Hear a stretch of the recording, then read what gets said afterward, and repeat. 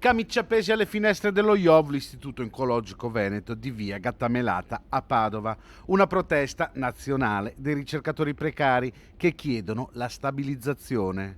Allo IOV sono una sessantina i lavoratori coinvolti, 18 i ricercatori, 45 i lavoratori a supporto della ricerca.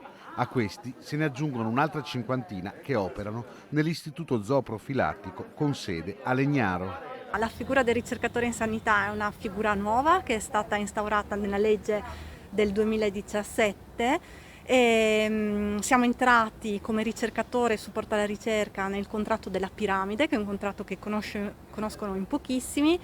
Ad oggi questo contratto è un contratto quinquennale con rinnovo per altri 5 anni, ma non è chiaro alla fine di questi 10 anni che fine faranno i lavoratori della ricerca. Quindi noi oggi chiediamo Un ruolo centrale quello della ricerca, che però non è tutelato da un contratto adeguato. Quello in atto adesso, che prevede 5 anni di assunzione con un possibile rinnovo per altri 5, crea solo incertezza che inevitabilmente ricade anche sui cittadini.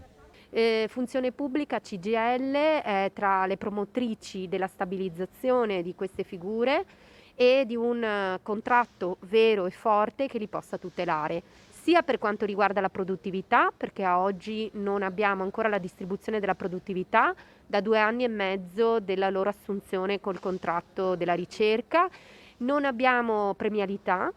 Non abbiamo possibilità in questo contratto ancora di andare a vedere una contrattazione di secondo livello